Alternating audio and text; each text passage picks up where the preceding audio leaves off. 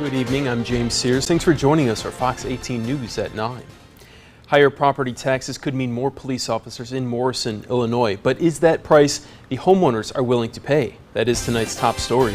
The Morrison police chief tells Fox 18 News he's been trying to get the funding to hire another officer for 2 years, and now he's looking to the taxpayers to finance it. Fox 18's Grace Runkle joins us now live in the newsroom with how much this could help that department. Grace. James, Morrison residents get to decide whether or not they want to pay for another officer during a referendum vote this November. Police Chief Brian Melton says people shouldn't think of this as an expense, but as an investment.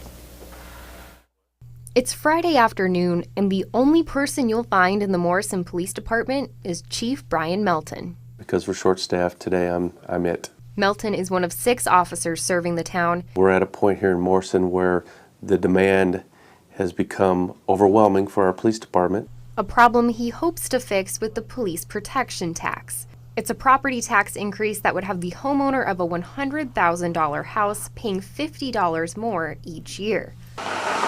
People around here live paycheck to paycheck. Several residents told me off camera that they would support the tax. But Kimberly Petterini says it's something she and her neighbors can't afford.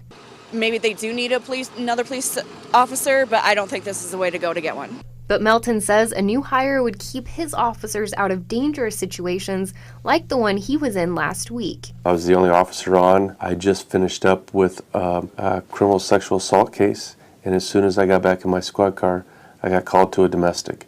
A call he says that can be unsafe for an officer to go on by themselves. And I responded alone. Meaning more officers could keep each other and Morrison safer. You're investing in public safety.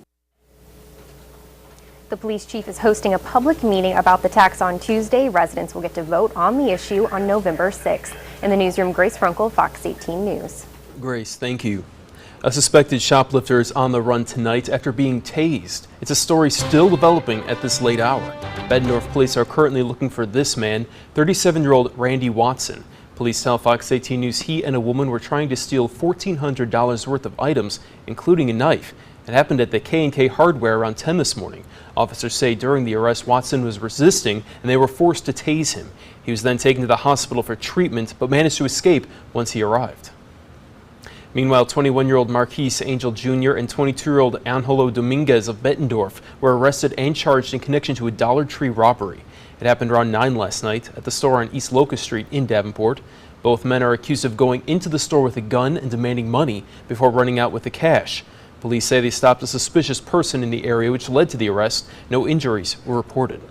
And when you see news happening, be sure to let us know about it. Download the free our quadcities app. You can get breaking news alerts and also share stories you want to see covered right here on Fox 18 News.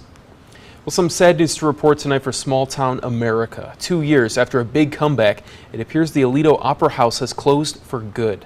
That story is new for you tonight. Fox 18 News introduced you to Aledo native Dan Melgren in 2017, who took over the theater from the Maynard family.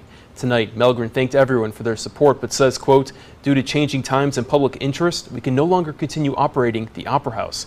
The closure is effective immediately." It's something we've been talking about for months. Costco opening this weekend in Davenport. Tonight was VIP night at the new Costco on 53rd Street near Elmore. The 150,000 square foot store is bringing 200 new jobs to the Quad Cities. Costco's regional manager tells Fox 18 News it's been a process to get to this point tonight and alleviate any concerns. Even the light that we have out front we paid for, because we do realize that traffic has been a topic of conversation, so we wanted to make sure that we contributed to make it better. And the new Costco opens to the public with a grand opening tomorrow morning at 8 o'clock. Well, it is almost time for a game of Gaga ball at one Orion school, and it's thanks to a former student. Amaya Versluis is a freshman at Orion High School. One of her nieces attends the CR Elementary School, where Amaya noticed she couldn't play as many games as her friends because of her leg brace. Fox 18's Tahara Rahman reports the 14-year-old set off on a mission to bring a disability-friendly game to the playground. My niece, Kaylee, she got frustrated one day. So Amaya Versluis combined her quest for a Girl Scout Silver Award with her love for her niece. I came to the principal and I told him, this is my idea. I want to build the Gaga pit for the kids. It was great to see someone wanting to bring something to our school, especially with the students who have special needs. The rules are simple. Everyone starts with one hand on the wall, and once the ball is thrown into the ring, Gaga ball. you can only hit the ball with your hands and aim for your opponents below the knee.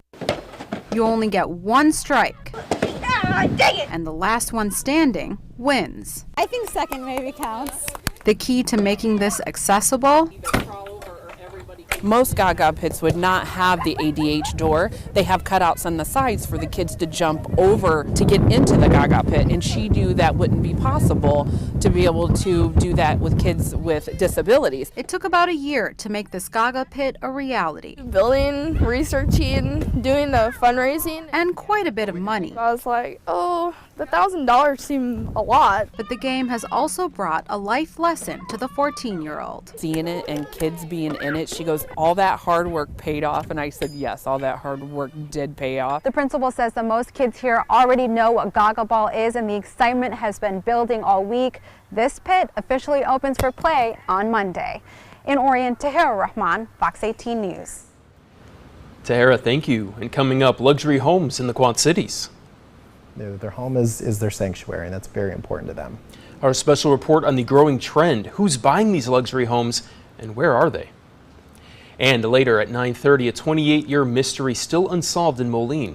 What police say is one of their biggest challenges. You're watching Fox 18 News at 9.